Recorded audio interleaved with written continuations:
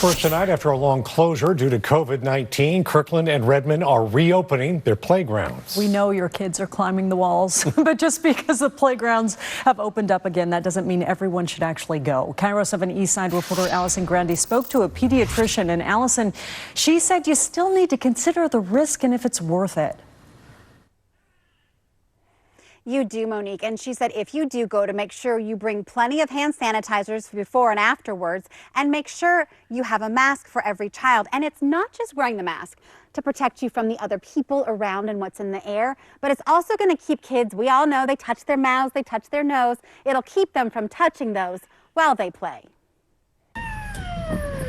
Finally, Sloan gets to slide and Sam gets to climb. After being closed for 6 months due to COVID, the playground at Peter Kirk Park is back open. Honestly, I think it's been extremely stressful, more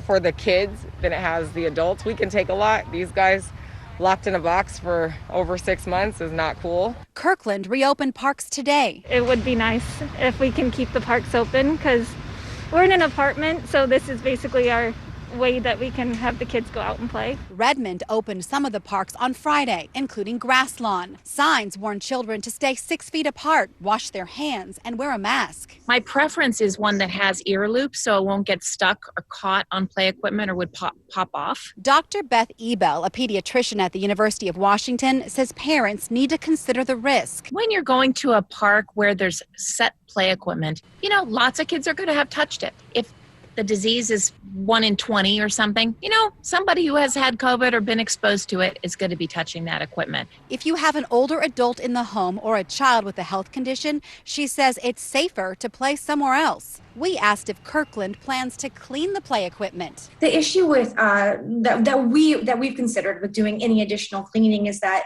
it creates a false sense of security because you don't know how many people have come to that playground since we last cleaned. So should parents try to wipe it off? From my perspective, it's a useless exercise. I don't know that you're going to reach everything that another child has touched. As long as there's not a crowd, and if there is a crowd, we'll just leave at that point. Now, the city of Kirkland asked if you go to a playground and there's already 5 kids there to either wait or go somewhere else. Now, if they hear about crowded parks, the city could send their park ranger to ask people to back up and to socially distance. They say we'll all need to work together to keep the playgrounds open.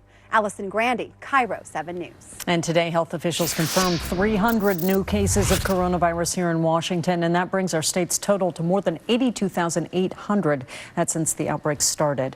Those are the positive cases from the more than 1.7 million coronavirus tests so far. Now, check out this chart from the Department of Health. It actually shows the number of confirmed cases over time, and you can see we are continuing to see a downward trend when it comes to daily cases in Washington. The State Department of Commerce just launched a new interactive site to help people track the economic impact of the pandemic. The recovery dashboard includes detailed breakdowns on regions, demographics, and industries. The aim is to give government and business leaders up-to-date information to help them make decisions. One major issue the dashboard shows is how hard restaurants have been hit. The survivability of small businesses and what kinds of policies we can put in place to assist those particularly hard-hit industries is something we're thinking about. The pandemic has hit the leisure and hospitality sector the hardest. Only about a third of those jobs have come back, whereas 80% of construction jobs have returned. A new federal unemployment benefit is available starting today for people in Washington who lost work due to COVID-19. It amounts to an extra $300. Unlike the previous $600 benefit offered by the CARES Act, this comes from a small, limited pool of money. It also carries different eligibility requirements. New calls to